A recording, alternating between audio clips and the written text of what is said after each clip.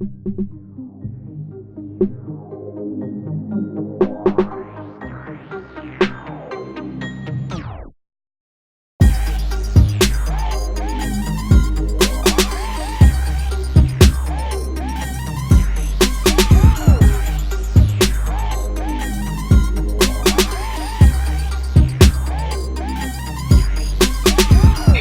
are now tuned in to the Cosmic Convos podcast, your number one source for accurate, relevant, and thought-provoking astrological conversations in the podcast nation. The place where stars and minds align.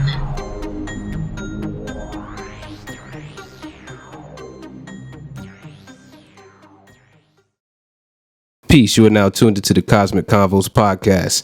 I'm your humble host, Herut, and I got my brother, good brother here, Brother Ra. How you doing? Brother, never better. How about yourself, man? Can't complain. So yeah, man, we're here, episode 14. Indeed. Yeah, man. Indeed. Yeah, man. It's we're moving along. 14 weeks is really a little bit longer than that because we took about two weeks off thus far and stuff like that. Right. Yeah, so we've been rocking, for probably about 4 months now. That's what's up. Yeah, man. So it's just moving along and stuff, and we definitely appreciate everybody sticking with us and staying tuned in. All right. But before we get too far, let me remind you that this episode is brought to you by Push It Forward Media Group and Kala Purusha Astrology. You can find Push It Forward Media Group at Push It Forward, PUSHITFWD on Instagram. And you can also find us at pushitforward.com, spelled just like our Instagram handle. And on there you can find our projects, Veg Kingdom, various short films, and short films are coming. Short films are coming soon. Got something that's probably going to be dropping mid-November. Sometime. I think everybody will definitely enjoy that. There's some astrological underpinnings in that and what as well. And you can find Brother Rob. Brother Rob, how can they get with you on Kala Purusha and all your other endeavors and businesses out there? You can hit me up on Kala Purusha Astrology at Gmail. That's my official email for the astrology readings, questions, classes, things of that nature. And also you can find me, of course, on Facebook at Shechem Ra, and also on IG at Shechem Ra. So those are the three main avenues that you definitely can get a hold of, brother. Good deal. So yeah, for this show, before we get into the topic, we got some feedback, from our listeners out there. You ready for some questions? Question? Let's hit it. All right. Let's get it. So we got one of our listeners, a brother. He has he and his mate both have Chandra Mangala yogas, and he was wondering what is some beneficial aspects of this Chandra Mangala yoga. Well, one of the things that astrology does is it kind of configures things from a mathematical perspective, and what we consider this in astrology, Vedic astrology, or Indian astrology, or Jyotish, which is the proper term. One of the terms, or the main term that we use, is what's called a Mangalic. Right, and a Mangalic is it's not just a Chandra Mangala yoga. It really has to do with the position of Mars within the houses, and I'm not going to get into the detail of what houses and what positions, but it's still similar to a Chandra Mangala yoga. And Chandra Mangala yoga is considered kind of, because the reason is because Actually, it is Mongolic if you want to be technical. But I count everything from the ascendant primarily. But a Mongolic can be considered from the ascendant, from the moon, and even from Venus itself. So what a Chandra Mongol Yoga will do for one individual, right, it will definitely create a very fiery, very adamant, and very headstrong disposition, because the moon is our emotions, our filter for reality, and how we literally integrate the rest of our being into what we call our personality. And Mars is the planet that really is the driving force behind our aggression, behind self-protective mechanisms, behind being able to defend ourselves, being aggressive, being able to conquer adversity, even if it's perceived or not. And so when those two planets, the moon and Mars, integrate in a position where Mars is aspecting the moon, or it's in a position that is unfriendly from the moon, for example, the fourth house from the moon, this creates what's called a Chandra Mongol Yoga. And so when two people have that in their positions, a lot of things go into positioning with regards to what we would consider compatibility. So it's not always just because two people have a Chandra Mongol Yoga, but what it can do many times in the theory of what's considered a Mongolic person or a Mongolic individual or Mongolic chart is that two people that both have these Mongolic positionings can many times offset one another, in that it's like two fighters that kind of like are in the same house, right? Or two fighters that are in the same space. When you have two fighters that are in the same space, it kind of is like, I know you're not going to do anything because, I got some abilities to defend myself, and I know you have some abilities to defend yourself. So we kind of just keep it cool and keep it a stalemate. And it doesn't necessarily, I'm not going to say, because these things were written in times where it was very archaic and very different from the times that we have now. Women, for the most part in ancient times, and it's actually a good topic, a good question that was presented, because it's some of the things that we're going to kind of even mention today, and that ancient times women had a very different role, and that if a woman was considered Mongolic versus a man, it's a little more challenging in regards to relationships. But Yeah. you must, the role of a woman in ancient times was much more domestic, much less out front, and much more functional, right, in regards to running things on the home front, right. And so when a woman was considered Mongolic, it was, not one that a man would necessarily want to consider for marriage. But when two Mongolics came together, there was almost a stalemate, or two negatives equals a positive, if you will. Yeah.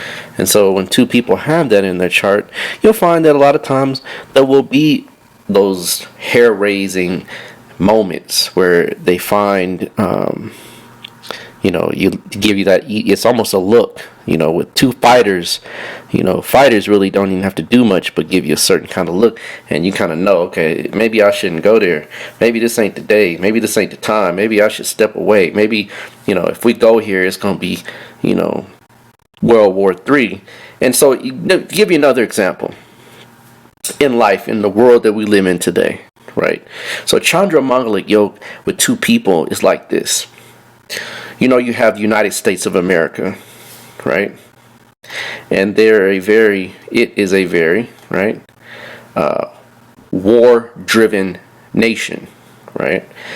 In fact, America pretty much spends most of its budget it spends more of its budget per year on creating weapons and military positioning and military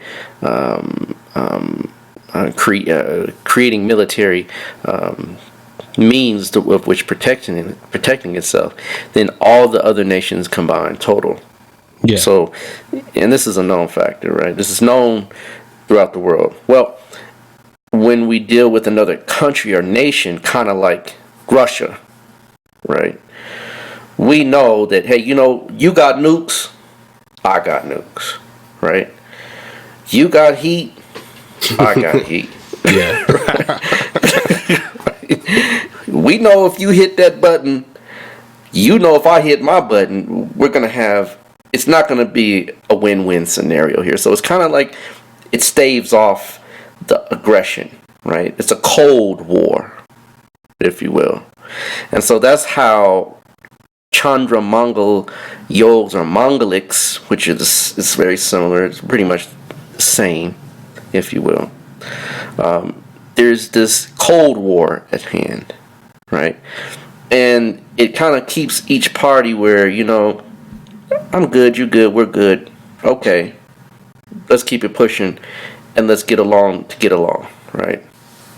So that's kind of like the example we could use. How, I don't know if I'm a little older than maybe a lot of our listeners. Some of them might be my age. Some of them are actually. I know quite a few. But you had two big bullies in school, right? And like kind of two sides, right? They kind of like, hey, nah, he can bully somebody over here, and the other bully will bully, but they never would fight. You never see two bullies fight. The bullies always fight someone else that's weaker. So two bullies kind of, I'm not going to fight you, you're not going to fight me. You got your territory, I got mine, and just do you and I'm going to do me, right? Your lunch money is what you take, and my lunch money is what I take. And we just go get that, understanding. Not to say it couldn't happen, but for the most part, it just kind of, have you ever seen like somebody picking on somebody smaller, and then a bigger fella come up, and it's like, oh, the bigger guy, kind of the bully, the other bully, it's like okay, well maybe I won't do that no more. Maybe I'll pull back a little bit, right? That's what a Chandra Mongolic really, or Chandra Mongala, or a Mongolic chart will do when you have two of them combined in one home, right?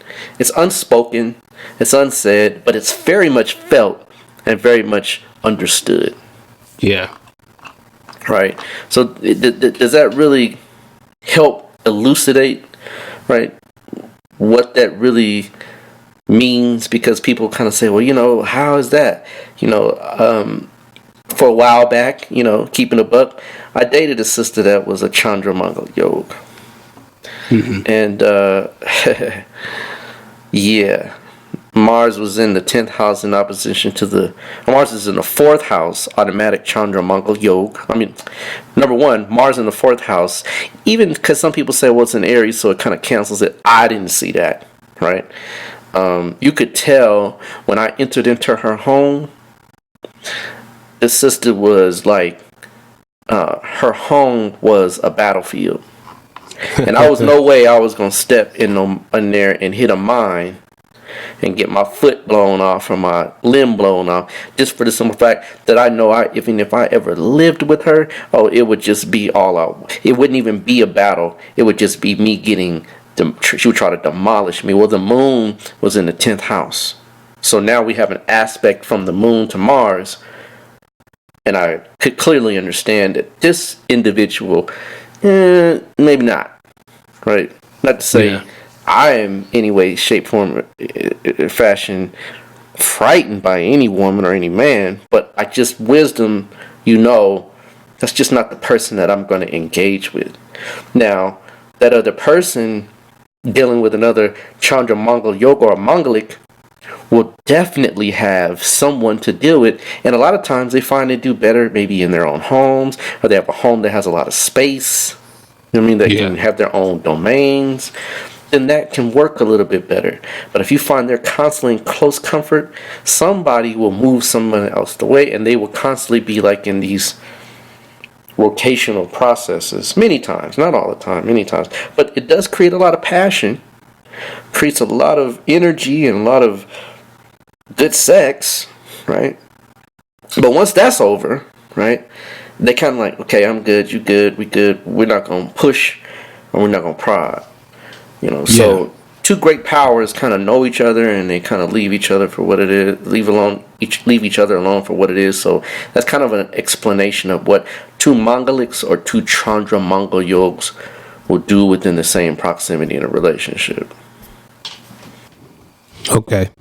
Okay. Good deal. Yeah, that's that was an excellent explanation, and that really like you were hinting at, that kind of brings us right into our topic for today or whatnot. And I didn't when I pulled that question, I didn't even realize it, but it does. It brings us right into what we're talking about today. So in that vein, this is kind of like a I would say a astrological mythbuster show. Would you say that? Yeah, that's exactly what it is. We are here to dispel a lot of confusion and mistruths around how things work with regards to astrology. We've been doing it from day one, especially with regards to the Western mindset towards astrology and the Western application of astrology. So absolutely, I would have to agree with you on that one, brother. Indeed.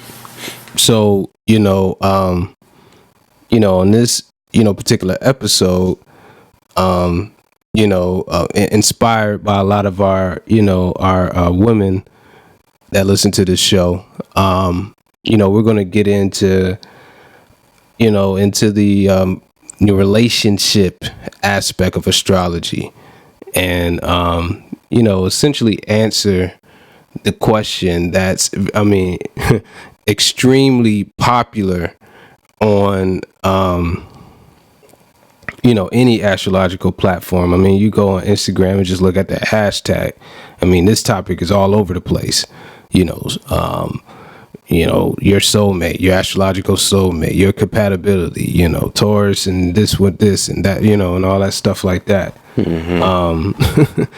So we're gonna unpack that a little bit and see, is there any validity to that, and what does astrology actually offer to the relationship aspect of life, right? Indeed. So in that vein, let's go ahead and get into it. And that question is a great springboard. So go ahead and give us your perspective on that question right there, dealing with the soulmates and compatibility and things of that sort. Yeah. So it's a topic that definitely is we could probably do about 3 shows on it easily, man. So the thing is that all the shows that we do, astrology is such a vast and intricate science that we could take one topic and probably spend 2-3 shows on it, because it becomes more of an educational process and the breakdown of how these things work. But one thing that people really kind of hearken to astrology for is, and this is really where you have to be careful, is that people want an easy way out. We live in a society where everything's instant. Everything's automatic. Everything is what we call a microwave society, or they even have what are called push start businesses, right? Is it a push start business, where it's just ready to go, right? Because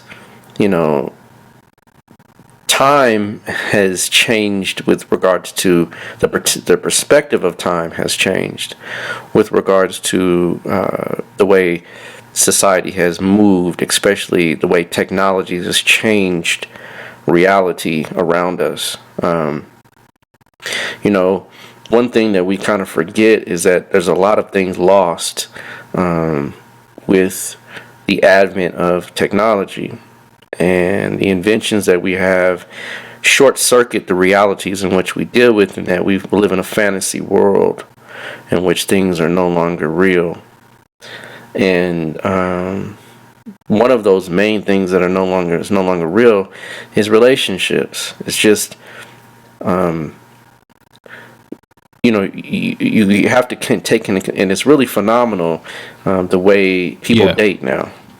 And that word itself, dating, is not something that was used in a context in traditional societies, in ancient societies. You didn't have a dating service. You didn't have a date that you go on, right? You didn't have a way to introduce yourself to someone and ask, would you like to go on a date, right? And even the word itself, date, what does that mean, right? So the West has changed, and technology has changed the way reality has been processed and should be processed in the long-term scheme of things. So an example is when I was a young man, many moons ago. When you wanted to engage a young lady, you had to build up your courage. You had to overcome fear, right? You had to change certain things about yourself, just so that you would at least have some presentation about yourself to be able to invite that person into your world. And so you would literally ask for her phone number. You would call, right? If the person wasn't there, you would have an level of anticipation. You would leave a message, and it was a very different world, a very different process with regards to engaging the opposite sex. And there was an air of mystery. There was an air of genuineness when you knew that you got this girl's number. I usually work that way, right? Nowadays it's a little different, but it worked that way, in that there was kind of an energy exchange, if you will, even unspoken. And so it was a build-up, it was a process, it was time-oriented, right? Remember that word, remember what I just said, it's time-oriented, right? And so you got to know each other, you kind of, hey, let's hang out, let's go, of course you would say a date, that's nothing far-fetched at that time, but even still, you would bring her flowers or bring her something that would make the moment memorable. You would, call each other back and forth, and you had the ability to really begin to build and construct. Remember those words, something that was special, right? Now, right? We have Facebook. Right, we have Instagram, right? We have Marco Polo. We have texts. We have cell phones. Just very different, very different. And when you don't answer your text, when you don't answer your cell phone, when you don't reply, right? Oh, hey, well, I know you got it, right? Not to say, it's just a different way of approaching the integration of two people. And so Facebook, you meet the person's representative, right? They can make themselves all of these different things and, right, present themselves with all these accolades and all these different things. And bar none, right, you don't get the real deal because they've presented themselves in a way such that it's a facade, right? Not to say you didn't meet the person's representative back in the day, but in that time, the time frame that you exchange was elongated enough to see, hey, you know what? Maybe she's not what I thought, or maybe he's not what I thought. Now it's instant, right? And so the instant gratification process of relationships, what we call dating is truly called courting, right? In real terms, right? And then people say, "Oh, you old, you're antiquated." Well, okay, I'll take that, but at the same time, what courting creates, it's just what it says. It's a court. What do you do in a court? You make judgments, right?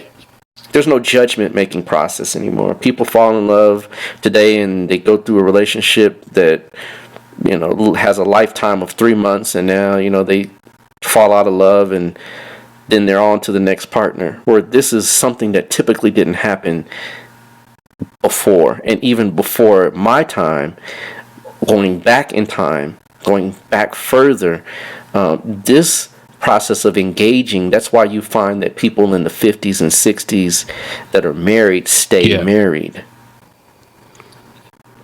Because it was understanding, it was an agreement, it was a contract, right?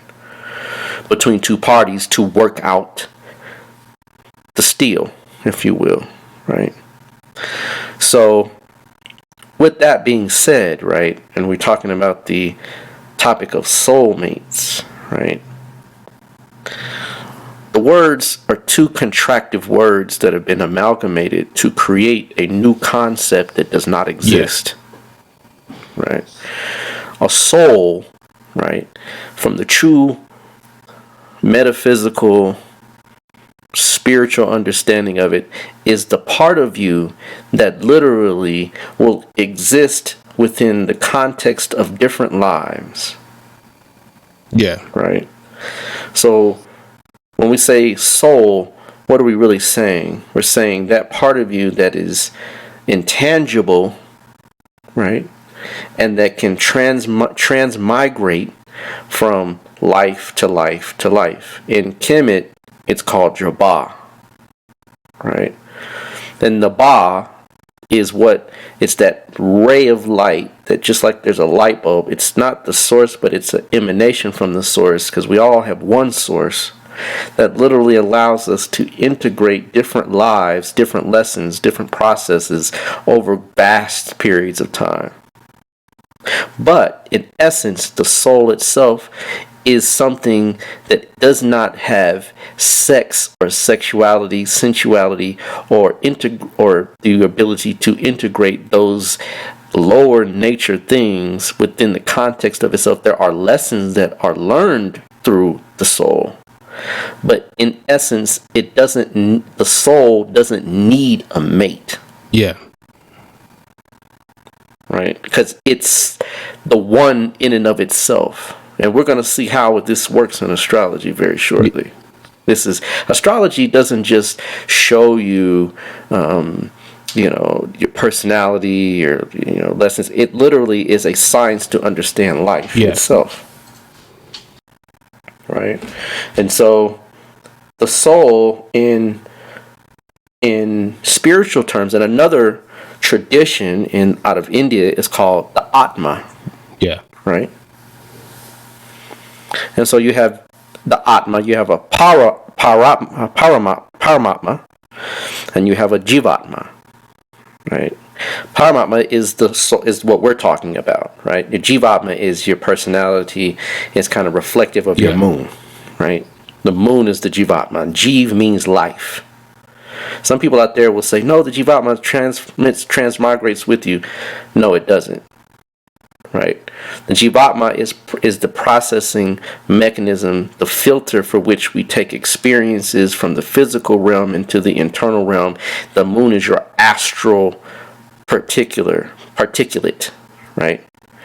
It's the astral part of you. When we say astral, the dream, the emotions, the memories that are coalesced into this life, and it allows the Atma, or the soul, to literally experience this physical plane, because that's why when you understand the moon is like your childhood, right? It's your memories. It's connected to your mother. That is not something that travels with you. That is something here and now. So the paramatma, or the soul that is para or beyond, right, is what literally is what is connected to your heart, right? Is connected to your, and that's why the heart is weighed in ancient Kemet. In Kemet, the heart was weighed, because the heart, as we know, is your cardiovascular system. It's the central portion of you that constantly, it's the constant within you, right? That soul, the Atma, is the constant within our lives, right? That's why it doesn't develop until you become older. So here, number one, you can see right there that if the Atma or the soul or the sun, whatever the sun is, wherever the sun is placed, it will not be revealed until you are at least in your 40s. Truly revealed. Mm-hmm. So what are we doing up until we're 40-ish?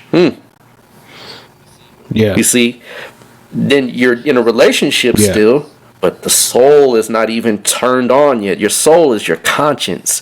Your soul is that part of you that says, you know what? Time is ticking. Yep. Right. There is something you must do. Not to say it doesn't have an influence, of course, but look at a child. The child doesn't take things very seriously. It takes things lightly. It does things as if it has no tomorrow. Right?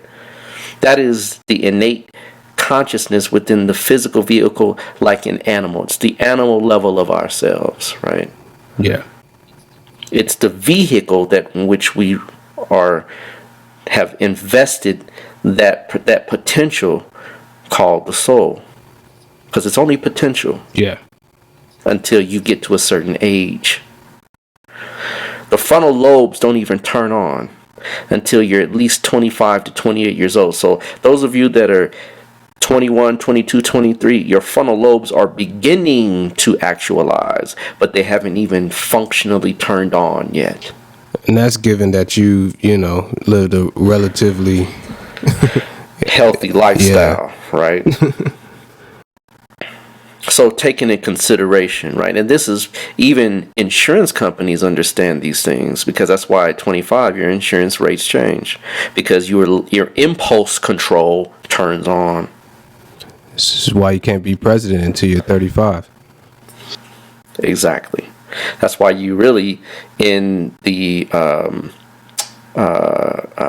Jewish tradition, couldn't learn Kabbalah until you're 40. Yep. Technically, right? So, certain traditions, and even in India, right, you really weren't a real king until you were 50, right? Certain traditions just understand that, and even in Africa, right, you went through a rites of passage, but the rites of passage was to prepare you for adulthood, and you didn't get that until you got into your 20s, right? Late 20s, right? So, of course, you still have the role to play, but you weren't decision making in the sense of the community, right? So this is showing us that innately the soul is a part of us that is here to kind of refine the reality in which we're in, but it's not the determinant for at least 40 years. Yeah. So what are you doing? Mostly your animal is at play, right? Your moon is at play. Your mind, meaning your emotions, your likes, your dislikes, inclinations, proclivities, right? Habitual processes, right, are at play. This is not the soul. Yeah. It gets deeper, right? So when we understand these things, when we're saying, okay, well, who's my soulmate? Right? Right? Your mother's your soulmate. Yeah. Right? Bar none. Right? Your father, your siblings, your family. Right? Yeah. These, if you wanted to take it, and these people we will never integrate with in any shape, form, or fashion in a conjugal way. So this is why this is a misunderstanding about the way we look at astrology and the way we use it, because we're looking for something that doesn't exist. Yeah. Yeah. Now, right? Let's get back to the Atma. So the Atma in a chart, there's what's called there's two different types of indicators. There's fixed indicators, which are called sthira karakas, right? Sthira, Sthira, and karaka, Karaka, and you have chara karakas. Chara means movable, sthira means fixed. Yeah. Right? Chara, Chara, movable, sthira, Sthira, fixed. The sun is a fixed karaka for the soul. So when we begin to understand the sun and its placements, we begin to understand and can dismiss the misunderstandings around what a soul, what quote unquote a soul mate is, because there's no such thing. Yeah. How do we know? Well, let's look. So in astrology, right, the sun has certain positions that give it the ability to function at its optimal level, right? And we have positions that are given for it to not function so well, for it to literally have to do things 3 and 4 and 5 and 6 times to learn things one time, that a sun that is placed in a very viable position can do. Yeah. Right? And so those viable positions teach us a lot about the soul's nature, if you will. Right? So remember we talked about time. Remember I mentioned that? Yeah. So if time is a factor in the revelation of the soul, the revelation of who and what we really are in this particular physical plane, what we've come to really do. The sun is what you've really come to do. It's what you've come to master, right? It's what you innately kind of don't want to do, but you have to do it. Yeah. It's innately what you kind of are driven to do, but you would rather do something else in the meantime. And as you get older, those things that you have to do when you begin to mature, when you begin to grow, and that conscience begins to turn on, there's something in us that switches and says, you know what, all that other stuff really doesn't mean anything. This is what I must do. Now, if you're well integrated, the life will lead up to a path where these things become kind of fold in automatically, and you can get there pretty quickly because your past lives allowed you to reincarnate, not be reborn. There's two different things. Yeah. To reincarnate is to say that you're picking up where you left off. To be reborn in Kemet, what's called a psychostasia, right? There's a scene where you have Anubis, right, or the real name Anpu, right, is there at the scales, right, weighing your feather against the heart, the scales of Ma'at, right? And so those scales are weighing the feather against the heart, and in the interim, on the other side, you have Tahuti, right? And you have a little creature that looks kind of strange. It's a combination, it's a composite of 3 different creatures. It's a crocodile, a lion, and a hippopotamus. Yeah. Provided that your heart, remember the heart is connected to the sun, right? Weighs, right? Light as a feather, or, right, is the equivalent of a feather, right? That they balance, right? Or even maybe even lighter. You are allowed to pass by the creature called Amwit. And when you pass by Amwit, right, you are able to meet your true self, right? Now this is all fancy ways of, right, of a picturesque way of explaining something to you that is much deeper and much more profound. When people pass, they literally say they see their life, what? Flash right before their eyes. That's the judgment scene. Yeah. In the judgment scene, right? in the psychostatia, right? They show the creature that is between yourself and your personality, right? The representative of you in this life and the real you, which we call Osar. Well, if the heart was heavy, you didn't listen to your conscience. Your heart is heavy when you don't listen to your conscience, is it not? Absolutely. Right. And the louder your conscience gets, the more time passes, doesn't it? And the louder it gets. And when you pass, provided you can make it to your older years, right? Then when you leave this planet, when you enter into the inner planes, you are literally judged in an instant. Yeah.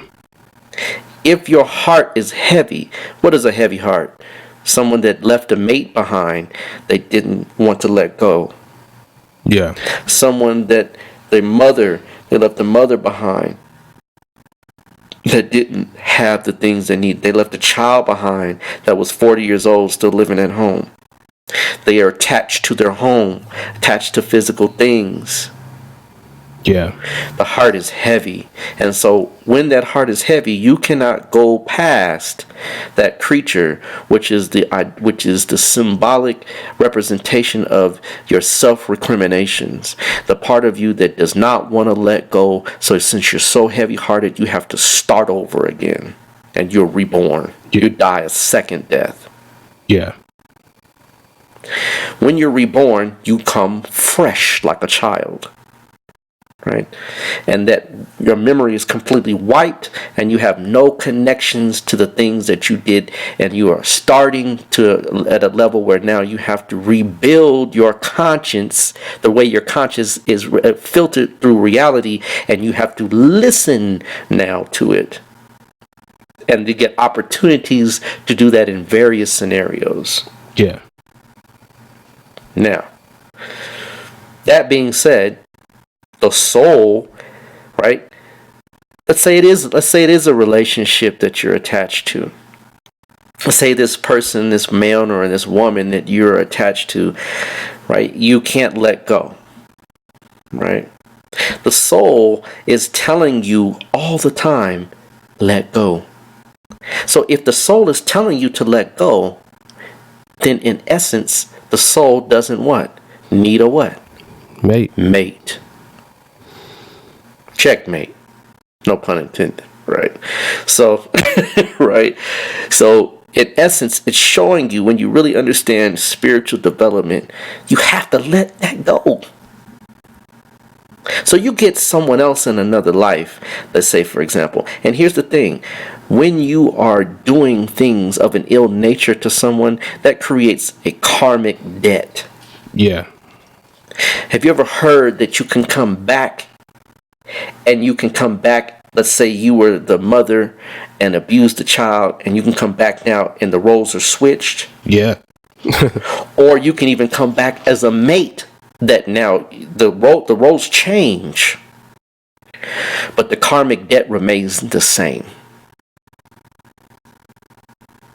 Mistreatment of another person, one of the things of the 42 confessions and negative confessions, right, of Ma'at, is that I have not caused another to cry or to weep. Right? If you know that you did, your heart weighs heavy when the psychostasia is about you, when you are judging yourself, because you judge you. Right? So let's say you did ill to someone else. Now, there's times when you can meet the same, right? Because karma is a very complex thing. This is a thing that is a mechanism that is beyond our literal mental understanding. It's something much beyond the common man's understanding. A sage can understand these things. A high oracle can understand these things. But the average mind can't compute what this whole thing of karma is. But, for example, let's say you were in a relationship and you do meet a partner that you abused. Well, guess what? You get an opportunity to burn off that karmic debt with that person through various means and mechanisms. Yeah. Right? To eventually what? let go of the guilt. Let go of the self-recriminations. Let go of the feelings of ill will. So you're burning off. See, the sun burns. Yeah. Right? So you're burning off, right, the lower aspects of these relationships. That's how you begin to understand that this whole soulmate misnomer thing is false. Right? Now, back into the astrological placement for the sun. Right?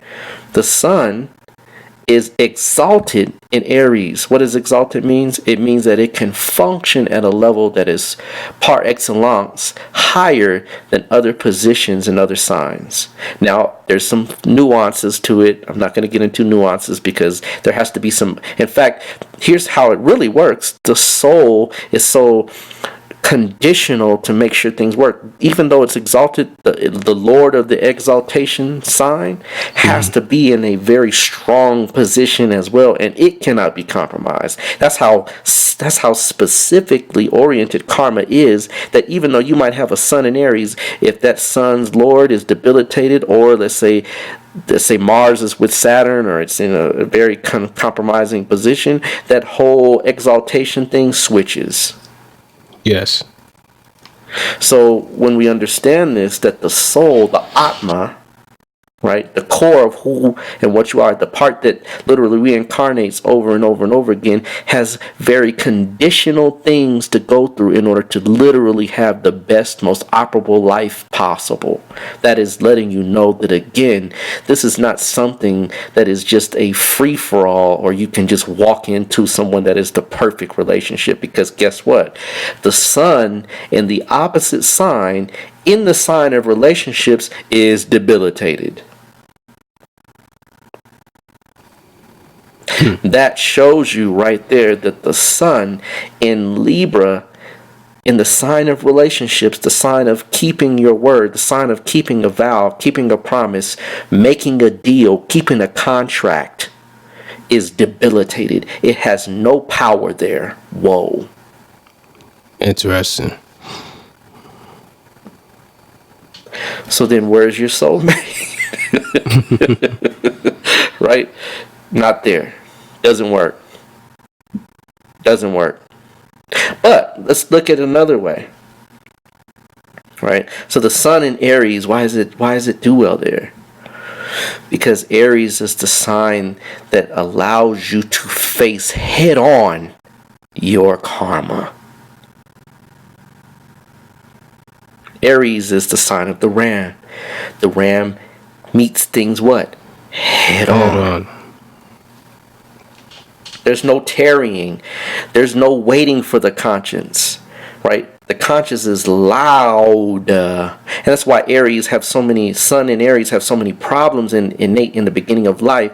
They can be very dominating, overbearing, controlling, because they have to learn to master their soul, master their abilities, master the drive to meet things head on, to not run roughshod over people, to not deal with people in a very belligerent and egotistical way. They have to learn that over time, because initially when you're born, those things are not learned. Yeah. You'll find that as they get older, they attack with a very keen precision, provided Mars is placed well. Yeah. Provided there's no negative impinging placements as well, right? So this is beginning to understand what the soul is, what the core of our being is, what the Ba, why it has wings in the pictures in Kemet and has a head. It's a bird with a human head. Human head means the consciousness, the ability to navigate, to understand, to literally calculate, and then it can transmigrate, right, from life to life. So the soul, the Atma, Ba, different names for the same thing. We can go to different traditions, y'all. We don't have to stay locked in Africa. If you go outside of Africa, if you go outside of Kemet, you're not cursed, right? The body of Osar was cut into 14 pieces, where each piece lay a shrine grew. That means in all the world, it serves you further to eat away from home. Old ancient Chinese so-called secret, right? You can eat away from home because when you do, you begin to see things. There's connections that one tradition will withhold from other traditions. Yeah. So when we look at the Atma, it's the sun. When we look at the soul, it's the sun. That's why the word sounds like sun. So in essence, right, you can begin to see that, look, this whole soul thing doesn't have anything to do with relationships. It has to do with your spiritual development, rising above certain circumstances, letting things go, being fearless, being indomitable with regards to handling what you owe. Now, let's look at the other side of the equation, because we can look at the sign of relationships, which is Libra. Yeah. There's a planet that does well, in fact, so well in Libra, right? It becomes exalted in Libra, just like the sun is exalted in Aries. Saturn is exalted in Libra. Oh. Very interesting. So Saturn being exalted in Libra is not your soul. It's your debt. That's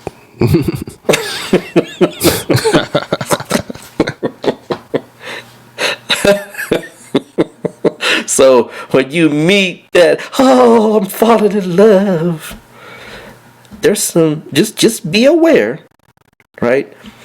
There's an old saying, look deep before you leap, right? Because if you're not careful, what you will do is attract, right, someone to you that will cause you to have to repay your debt. Libra is the sign of contracts. Saturn is the sign of debt. Oh, so relationships are about debt. The metal that goes with Saturn is not gold. yeah. One side says it's lead. The other side says it's iron. I would side with the lead, but iron has another way of being affiliated with Saturn in a way, right? It's also, Mars is affiliated with iron as well. There's different traditions say kind of a few different things, but for the most part, lead would be the one we go with, because lead literally, right, has almost no common use these days, right? Yeah. It's an ignoble metal, right? So, in essence, lead is something that, if you're not careful, can become toxic, right? Lead paint, right? Back in the day, you used to use lead paint, and, you know, it would create some problems, right? Lead in the soil, lead in the water pipes, right? These are things that are toxic, right? So in relationships, the balancing act, the give and take, the process of saying, you know what, I know I owe you. Because when you meet someone, the trick is you're literally getting attracted and pulled into something that is beyond your understanding. Yeah.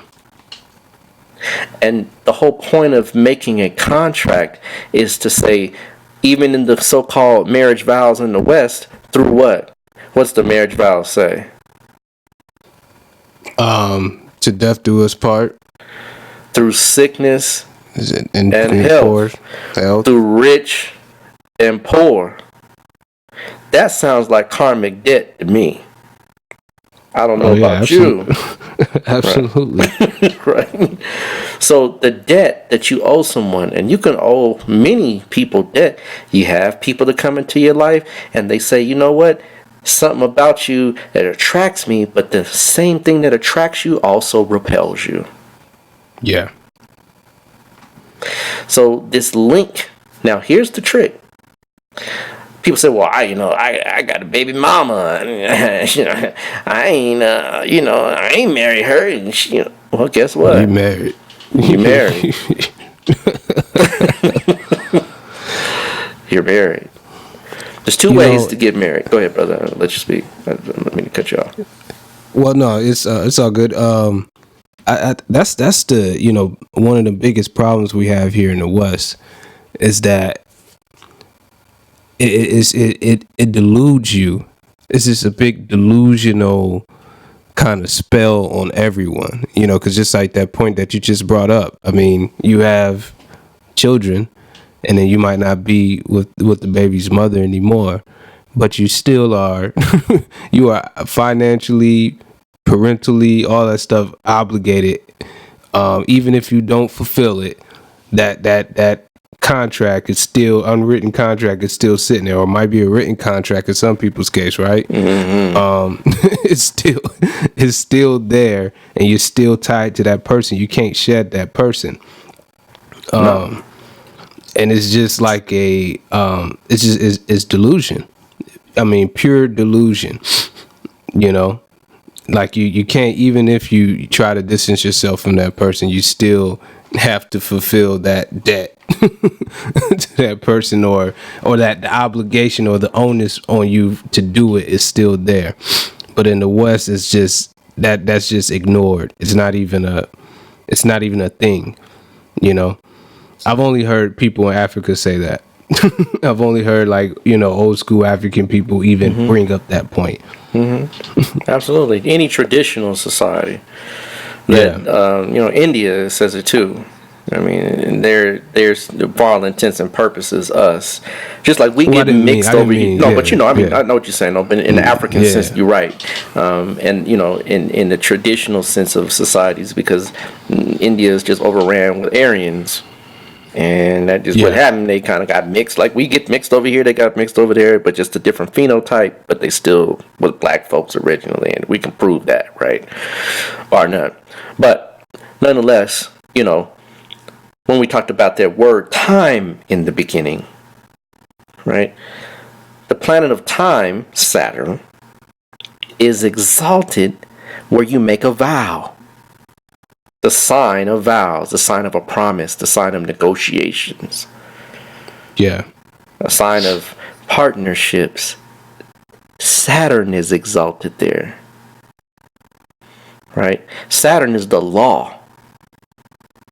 Straight up. It's the law. Right?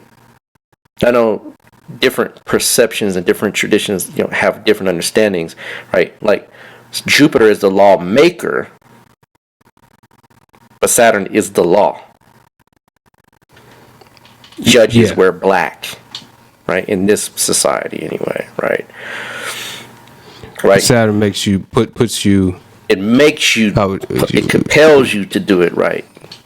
You're going to do this. Well, when you have a child, instant karma, baby. Instant karma. Boom. Because there's two ways to get married: a vow. And I'm not talking about just, oh, baby, I love you, let's never leave each other. I'm talking about a vow of something of a higher nature, right? Yeah. A communal vow as well is really what it is, right? Because the community in African terms is what marries you, right? And those vows were between two families, right? And that's why there was a dowry. Because you were exchanging goods. Right? Yeah. We got to really start to look at this thing. Astrology is deep because it's going to show you what you're dealing with. Yeah. Right? Now, one is a vow, a promise. No, I'm not going to beat on her. No, I will take care of her. No, I will provide for her. Yes, I will provide for her. I will honor her. I will honor you as her family, right? She comes with the package type deal, right?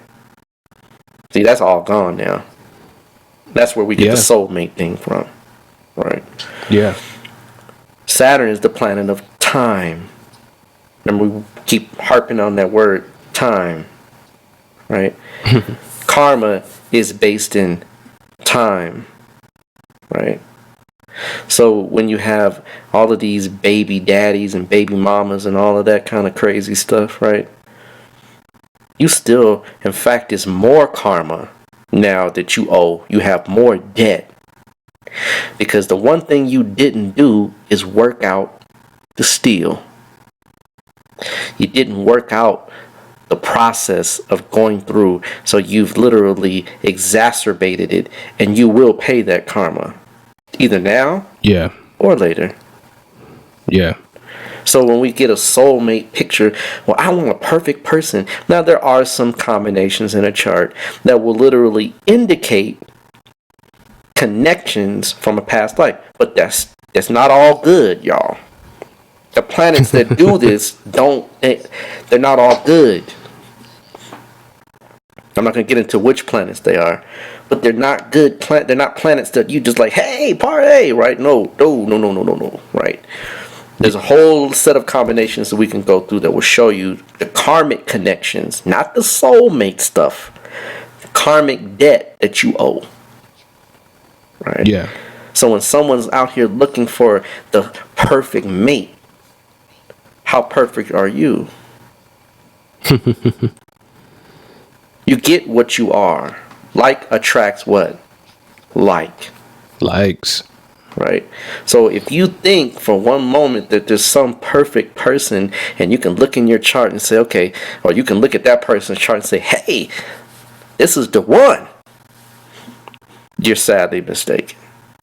It doesn't work that way. Karma is not that kind. We're not even kind to ourselves, let alone karma. I know it seems a little doom and gloomish, but it's real. Because we live in a fairy tale society. Right? There's an old movie, and I don't remember the name of it, but there was this movie, and it was about these two, it was about a guy and a girl that fell in love in the 50s, right? And there was a horrible car accident, but they were married. And so they went to heaven, right? And the movie has a satirical truth to it. They went to heaven, and I'm sorry. That's wrong. That's wrong. In the story, there was a guy and a girl that met in heaven. Mm-hmm. There we go. They fell in love in heaven, right? They were all happy, and she was a new soul. He was a soul that was reincarnating over and over and over. And so, in the story, right, she has to go to Earth, right? So she's this fresh new soul, right? She gets this family that does well by her, right? She does well. She's very successful, and the guy, right? He's incarnated to like this slumlord, like not slumlord, but just the family's not so. It's not the unsavory, right? They're just ghetto. Let's just keep it that way, right? Right. The Pops is smoking with a big old beer belly, just horrible. So he leaves home. He has to go through all these trials and tribulations. But in heaven, they made a pact, and in the heaven, they said, "Look, if you get to each other by a certain time, right, you'll be all right." Right? But you got to get to each other at a certain time. And they went through a whole lot to get to each other. And finally, they kept missing each other barely. They kept, but nonetheless, the point of the story is that they had to go through literal hell. She went through a messed up relationship. He was on drugs, I think. He had all kind of stuff to go through. Finally, when I think the deal breaker was if they didn't meet each other by 40. And when you hit 40, that's kind of like your youth is almost gone. It's kind of like, yeah, well, I got a little bit left. Let me use what I got, right? They finally met in passing. It was just almost like coincidence. When they saw each other, boom, right? But they were already used up life. She had already used herself up. She was divorced and all this kind of stuff. So it just kind of shows that, even in the fairy tale, like movie type stuff, in reality, you don't get, this is not what relationships are about. They're about work, hard work, which is what Saturn is. It's about literally enduring. We don't have that in this life anymore. No one endures in relationships. anymore. We're out the door in 2.3 seconds. We on Facebook finding us another woman, another man, and we ready to go. And we, I done moved on. But guess what? The trick is that you didn't learn your karmic lesson, so you have more karmic debt. Yeah. And astrology will show you in a person's chart what the karmic debt looks like. 7th Lord, Venus, 7th from the moon, right? All these things, there's other things as well. The D9, the Navamsha chart, which is a harmonic chart where we cut the chart in certain ways so we can see certain things. So all of these things begin to show how you are owing in this life.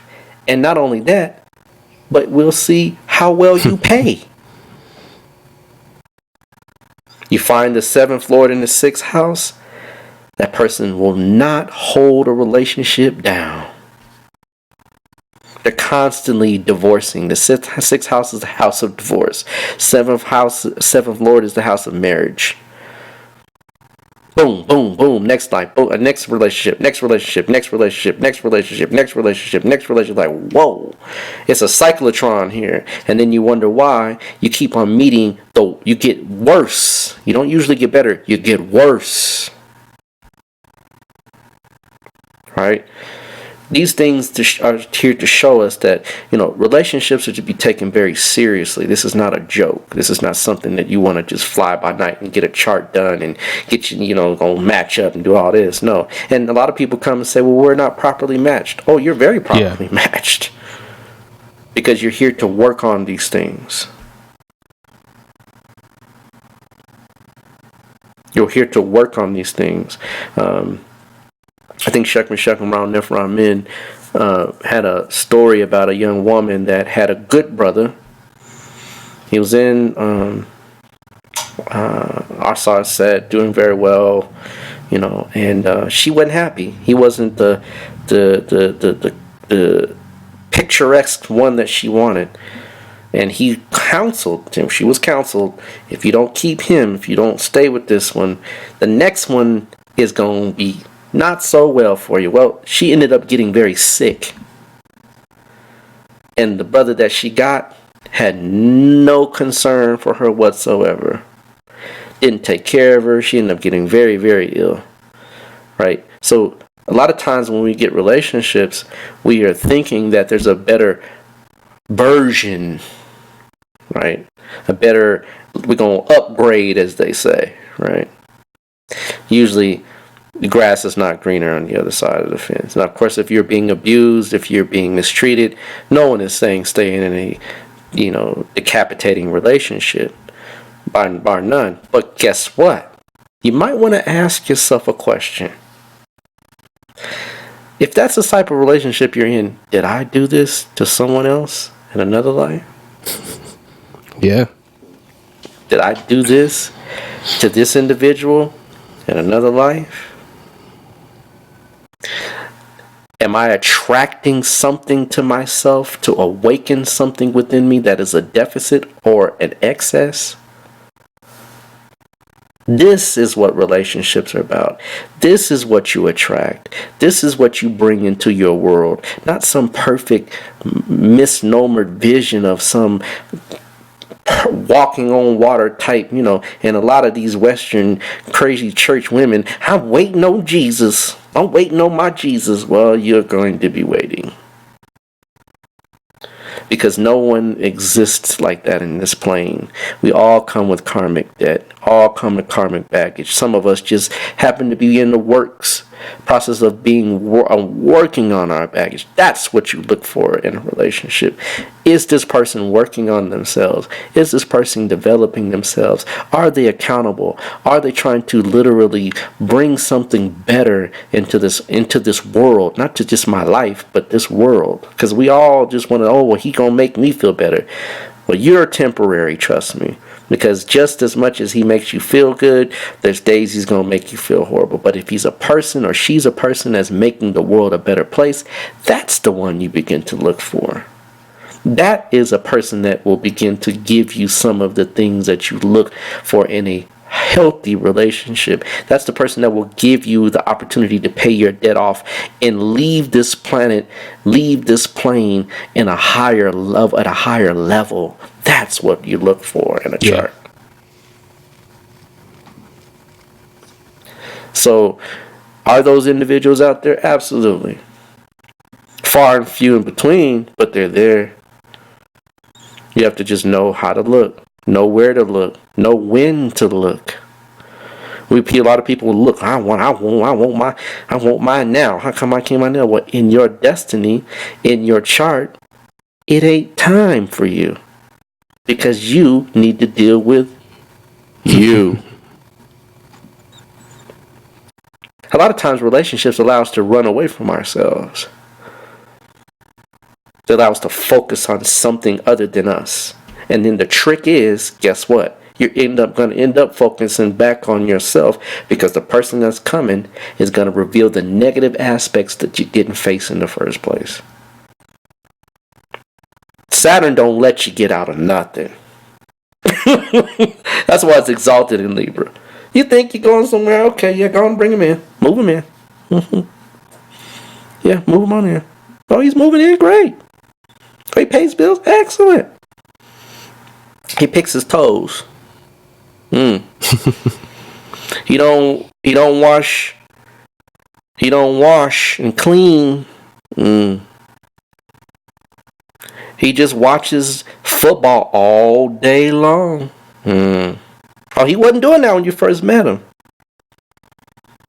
But see, then you begin to realize, oh, I gotta focus back on me again.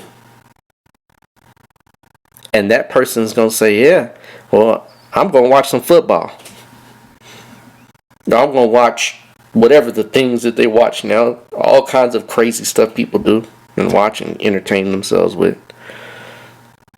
You see what I'm saying? This is when you begin to realize that relationships are about spiritual development. And ultimately, yes, there's other things that come with it. Family, security, and things of a carnal, physical realm. But ultimately, all those things are there to put you back, to look back at yourself. And if you're doing that, you will attract a person over time, Saturn again, that will help you develop those higher qualities. But how many of us are developing higher qualities? Not many. So then we understand why now you get what you are. You attract what you are. You think you're going to have some special person? How kind are you to people? How much more elevated and forgiving are you to people? Because you have to forgive other people so that they get the opportunity and the space and time to develop themselves, to begin to work on themselves. That's what Saturn teaches in relationships. That's what Libra is in relationships.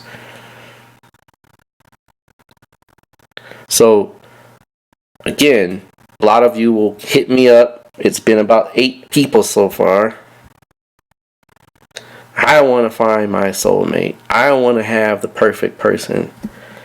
As perfect as you are is as perfect as you will get. As egotistical as you are is as egotistical as you will get. As lazy as you are is as lazy as you will get. As hardworking. And here's the thing. Libra is the sign of what? Balance. So if you're super hardworking and you get a super hardworking person, the relationship will die. Right? If you have a super sensual, fun person, the relationship will what? Die. Right? There has to be balance. Right? As above, so below. There's 2 truths, Ma'ati. Right? So you have to understand that the balance has to be there. The balance is, I'm spiritual, but I'm also material. I have to work on my higher aspects, but I also need to maintain the bills. Right? It's a fine balancing act. Don't engage in a relationship if you can't do this. Because the only thing you're going to do is create more karmic debt, and then now you're going to leave this planet with a heavy conscience, a heavy heart, and then be reborn all over again. Does that clear up the misnomer of soulmates, my brother? I think it does in a in a major way. Yeah, because I think when most people when they're thinking of the word or just the soul, they're thinking about they don't have it's just a nebulous thing, just a nebulous kind of thing just kind of hanging out there and stuff like that. So yeah, I think definitely that clears it up. It puts it in perspective. I mean, because I think one of the the big problems right now is that we're being led by a culture that doesn't know anything. And that's driving the way how we approach all these different areas of life. And, as a collective, we're failing, in the key areas of life because of that. And I think, what we're able to do with this podcast and, other, outlets out there is to kind of, bring that to perspective, so we can all take it and start, molding and, living our lives in a different way, being more, have some more guidance in the way that we go about things, Absolutely. Being accountable. Yeah. Being accountable, the one thing that people this is just a tidbit for people that do have a little insight onto what we do in this form of astrology, is that the D9, the Navamsha chart, people understand and think, well, it's my relationship chart. Yes, it is. But the 9th harmonic is not the 7th house. It's the 9th house. Mm-hmm. In astrology, remember, I think I've mentioned this a few times now, called a principle called Bhavat Bhavan. So, in astrology, the 9th house represents that relationship with the Supreme Being, right? That we have in all aspects, meaning how we deal with the higher powers in the universe, how we deal with spirituality, right? How we approach religion, how we approach belief systems and things of that nature. Well, the 7th house, right, is the 11th from the 9th. What does that mean? It means that the 11th house from any house, or the 11th house itself in general, is the house of gains. So the 7th house being the 11th from the 9th means your marriage, your relationship is the gains that you have from how you interact with the Supreme Being. In essence, your wife, your mate, your husband is the gift of God. Yeah. Why? Because that person literally is there to show you yourself. That's why the D9 is the relationship chart, because it's not just a relationship chart, it's how you manage vows, how you keep a promise, how you keep your word. Do you have control over your lower nature? Because Venus is the planet that we look for in the D9 to show what and how you will deal with a vow. So see, it's not readily seen, but it's the relation, it's the chart of literally how you deal with the higher source, what you call Neter, some people call Yahweh, some people call Allah, some people call whatever you want to call it. The 9th house deals with that, and the D9 deals with that in a deeper, more refined way. So if you have a good, strong D9 chart, you will treat that person in a certain way because you will keep your vow. It also shows how you keep a vow, a spiritual religious vow, because one of the things that we know in spirituality is that you shouldn't be frivolous with your shukra, or your semen, or your seed, which is what Venus is. Yeah. See, it gets real deep, right, as far as what this thing is, right? Because astrology will teach you how things work in reality. Yeah. Right. So I hope that, because we could, trust me, this subject is so vast, so deep, and people say, well, we'll probably ask me to do another show. Because we will do another show on the deeper aspects and maybe some of the pinning placements that will show a karmic relationship, not a soulmate relationship, because there's no such thing. We just got rid of that. But a karmic relationship, absolutely, we can do that. In fact, we'll talk about that, brother, doing that here very, very within the next, say, month or two. Indeed, yeah, we got a couple promise part 2s out there. We need. Yeah, no, we got some cartoons coming. Yeah. Definitely. This is one of them, right? Indeed. All right, man. So I think we sliced that up pretty well. Again, we want to thank you all for listening, tuning in, sticking with us, supporting us. And we're got some things coming on the way. Some good components to the show, to help celebrate some of the, for some people, some of the new knowledge that you're getting. People are, been, learning, their new sidereal, placements and stuff like that, and, getting deeper insight into their karma and their life paths and stuff like that. So we got some things coming, down the pike for that. Did want to let everybody know, like I said, this episode is brought to you by Push It Forward Media Group and Calipurusha Astrology. We all have some different things, some other projects that's coming up. I do want to, let everybody know to go follow at Veg Kingdom TV on Instagram, and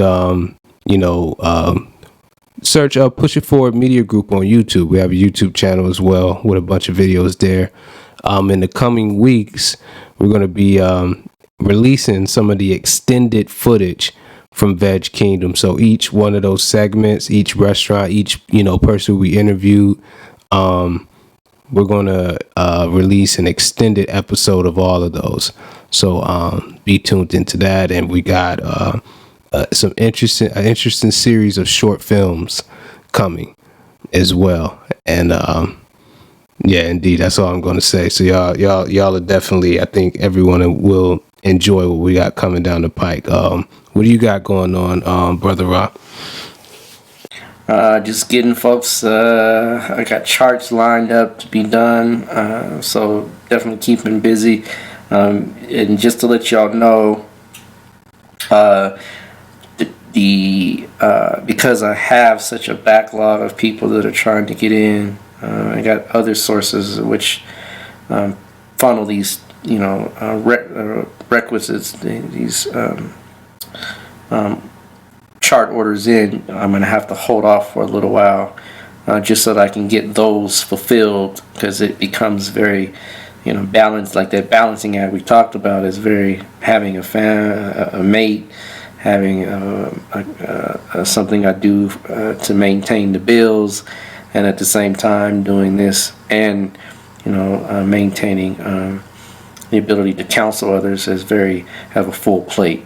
So it will be a while before I open up the floor again. You can make your requests. We will take and put them into a context of time frame. It will not be immediate, so you can definitely make your request. When you make your request, I do require for you to pay at least half of the retainer fee up front. Just like any profession, these things, take time. Your chart is done in a very thorough way. So please, folks, when you do make the request, make sure you have your funds and your resources ready, because once that date and time is placed on the time when we sit down and go through this, the rest of the money has to be supplied. So, these things that I do are serious. This is stuff that I tell you, just like we talked about, astrology is a very serious, deep science. So when you come through, just make sure you're ready. And when you are ready, we will put you at a space and date and time in the future that we can sit down and really dig deep into your spiritual makeup. So, but other than that, nothing really coming up. The beginning of the year, a lot of things will come up and change. This next year, the next few months will be more of an internalizing process where we get to show tighter, do some different things, and really get some other stuff built. So the next major things that come out will be more profound, more powerful, and then I will open up a full calendar. One thing about astrology is that it's a eighth house activity, so it's an activity that takes a lot of power, force, and concentrated efforts, and then you have to release and let go. So at the beginning of the year, the chart or reading opportunities will be fully open, but for now, I will have to kind of schedule you down the line, if you will, maybe even towards the beginning of the year next year. So, but definitely send your request, and you want to get them in now, because when that floor opens up, the floodgates will come open, and you'll have to wait, another period of time. So, definitely kind of prepare in advance, if you will. That's pretty much it. That's all I got, my brother. We still gonna be doing this, so that won't change. Definitely, that's gonna be a consistent thing. Indeed. So I think we're good here. Again, thank you all for tuning in, and we'll see you all next week for episode 15. We're out. Peace.